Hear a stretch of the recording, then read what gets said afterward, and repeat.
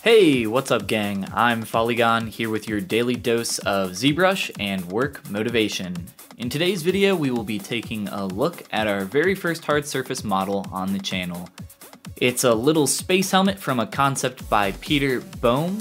Link to his work below if you want to check that out. In 3D art, there are typically two main categories that everything kind of falls under, and that is one, organic, which would be characters, people, plant life, anything like that. And then you have number two, hard surface, the other category, which would be anything like architecture, armor, this helmet that I'm making right now, or pretty much anything that would be box modeled. Now today I am not box modeling this entire thing. I'm using my own techniques with some box modeling thrown in there, but let's go ahead and jump right in and I'll talk more about those techniques right now. So right now, as I always do, blocking out in the beginning, I kind of did the same thing that I would do with a character's head, right? I started with a sphere and then I kind of started shaping it from there.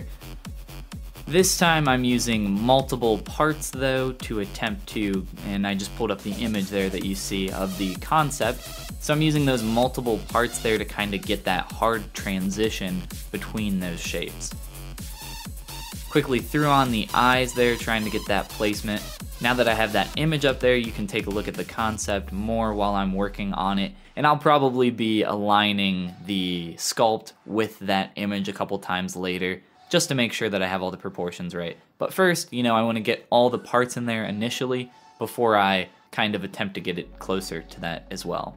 So here's some of the box modeling that I was talking about. Now with the box modeling, I'm just doing an initialize on any shape, and I can do a 212 Y cylinder. If you don't know what that means, open up your initialize panel in ZBrush, take a look at those settings. You can pause the video and look at my settings as well so you can see what I mean there. But essentially what that's going to do is that's going to give you a cylinder, and it's not going to give you any extra poly loops that you don't want. So I quickly just go ahead and block out the shape of that side screw, maybe? I don't know, it's like a giant flathead screw. But it's a really cool shape and I wanted to make sure that I got that in there. So I go ahead and just stick that on the side as a placeholder for now, making sure that the rest of the model can kind of conform around that and fit with that shape as well. Which right now it can't, it's a little bit too rounded there, so you saw me knock that shape down a bit. Next up, I take a look more at the shape of the general just helmet, and you're gonna see me go into Transpose Master here in a sec. What that's gonna allow me to do is Transpose Master is gonna put all my subtools, and if you look there on the right side, I have five tools, 5 parts, 5 objects. That's what it's all split up into right now.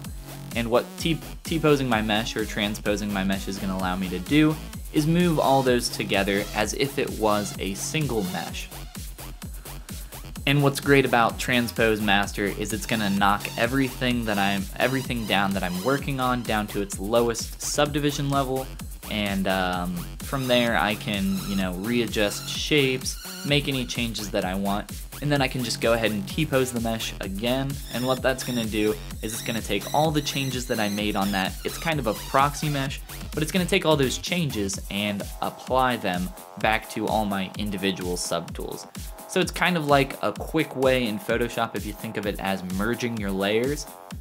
So you can merge them all, make some changes, and then essentially unmerge them back and have all the different subtools, all the different subdivision history for each of those, and it's a pretty great process to work with. I use it all the time.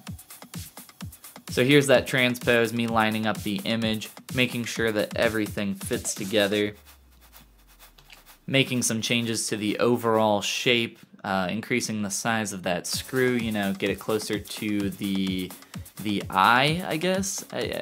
I'm really bad at hard surface terminology because it's not something that I do a lot. But, I'm just trying to get all the shapes there and get everything as close as I can to the concept.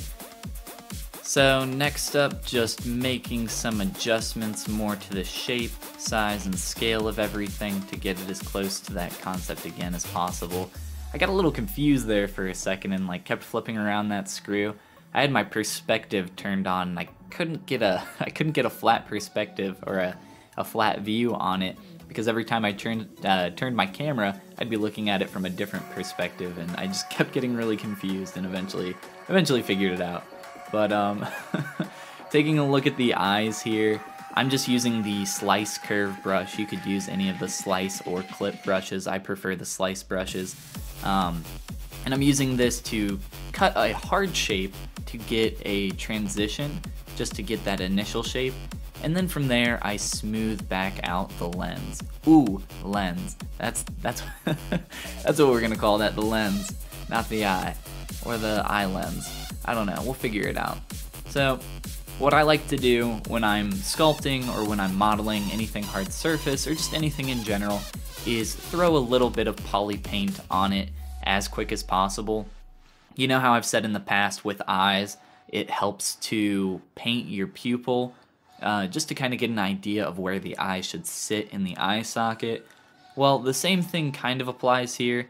I'm not trying to figure out where the eye needs to sit in the eye socket, but making it black for a second and looking at it helped me to align proportions, look at the concept art, just kind of help align and figure out where everything needs to be a lot faster. And that's why I'm making these adjustments now. You know, when I made that change, I noticed that, hey, there's this black strip on the bottom, and I attempt to make it part of the main lens here, but I don't like the softened edge that I'm getting. I don't like that transition. So I undo that and then go ahead and mess with the shape of the side of the helmet, attempting to get that screw to fit in there a little bit better as well.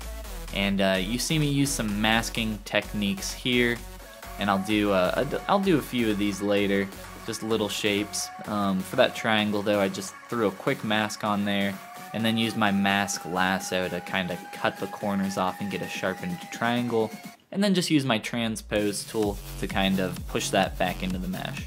Next up, I work on the front metal piece. You'll see me use my clip curve brush here and just some masking tools to kind of push and shape that front piece. Right now I'm just using my mask lasso. That's my most popular, not most popular, but that's my favorite masking tool to use. For pretty much everything, I just use the mask lasso and the mask brush. The mask curve tool is really good as well for really specific stuff, but that's pretty much all you need, just those two. That's what I like to use, that's what I like to work with. From here, I do some more box modeling techniques, here actually using ZModeler to a higher extent, pushing back those shapes, creating some masks, and I'm doing this all pretty quick. Maybe in the future I'll show you guys some more stuff with ZModeler and box modeling. Let me know down in the comments if you want to see more stuff like that. But really for this, I'm really only used some box modeling techniques on about 2 parts. Just that side earpiece and that front earpiece. There I go again. So that side flathead screw piece, I don't know what you want to call that. I'm sticking with earpiece. And then that bottom middle vent kind of shape. For mostly everything else, I'm just using some smooth functions, some smooth brushes, some clay brush, some trim dynamic, and then I'm just using some clip curve brushes and then splitting everything out to get kind of those sharp transitions that I was talking about before. And the thing is that all these tools that I'm using are pretty much what I use for organic modeling as well. So it's all convertible, you know, it's not really about the tool. Whatever tool you can use to get the job done is the tool that you want to use. And it just so happens that all the tools that I use for my normal organic sculpting really work well for this kind of stuff too. So here's a unique kind of subtraction method that I'm using here. I've talked about booleans in the past before, but here's another example of me using one. I am just lining up these shapes on the side of the mask, spreading them out a bit, giving them a tiny bit of an angle, and then I'm just going to subtract them from that main helmet, and you can see the shape that you get from that. Kind of some more ventilation-esque shapes to allude to that kind of thing. More adjustments. If you saw that weird shape that just happened there, yes, I did crash, and I thought I would leave that in just so I could kind of explain how you could fix something like that. So I didn't touch that bottom black strip. It's not black right now, but it's right underneath the eye. I hadn't touched that mesh in a while, and when I went back to it and messed with it, it exploded. At that point, what you want to do is you don't want to click anything else other than the quick save button in the top right of your screen. So go ahead and click that quick save button as soon as you can. You want to save your progress, and then from there you can go ahead and try to undo what just happened. Typically, it's either going to crash or it's going to undo into a different subtool. And when that happens, what you can do is save your tool that you're working on, save everything as a separate piece externally, save it somewhere, load into your quick saves from a while back. And what I did was I just loaded back a couple quick saves, not my previous one because that was the one that had the crash, and I grabbed that single piece and just appended it back to my my mesh that I saved out, my tool that I saved out. So that's a quick way that you can kind of recover from that. But yeah, if you see that explosion happen, don't freak out, don't try to adjust it, do not immediately click undo like I do all the time. Just go ahead and click that quick save and it'll save you a huge headache in the past. Or huge headaches in the future, I guess. So now you see me throwing on some paint. Here I'm trying some different tools, just some different alphas, and you'll kind of see my techniques with that. I'm using the mask pen to get those kind of square rectangular shapes there, and then just kind of filling in the paint as I go. Masking out the bottom to fill in that gray shape, or that gray color. I don't mess with the back or the bottom as they're not going to be seen in this illustration. It's just a front 3/4 view. Next up, I start adding some wear and tear on the paint, and in a little bit here I'm gonna break symmetry. You always want to break symmetry at some point, just to kind of break up your shapes. In this case, it's a hard surface helmet. You know, I could have added some physical wear and tear to this, but I didn't want to put too much time into it, to the point where I would be spending another hour on it doing a bunch of detailing and stuff like that. I figured we'd just leave it all in paint. It was a cool little, quick little speed sculpt, hour and a half thing, not too long. It was a lot of fun, you know. I got to do something a little different than I normally do. I'll probably be doing more hard surface stuff in the future. You know, a lot of characters have hard surface shapes and forms on them as well. So you're gonna see a lot more stuff like this. And again, if you wanna see some more stuff with box modeling, with ZModeler, go ahead and shout it out down in the comments below. I'd love to hear what you guys are looking for, what kind of content you are seeking. So hey gang, before I go, new videos every Monday, Wednesday, Friday. Click that subscribe button to be instantly notified of those. Today's question before I leave you: what is a tutorial that you would like to see in the future? Doesn't matter what it is, could be something simple, something complicated, doesn't matter. Shout it out in the comments and I'll be sure to respond. Thanks for watching, hope you enjoyed the video, hope you learned something new, maybe got a little inspired to work on your own stuff, and I will see you next time.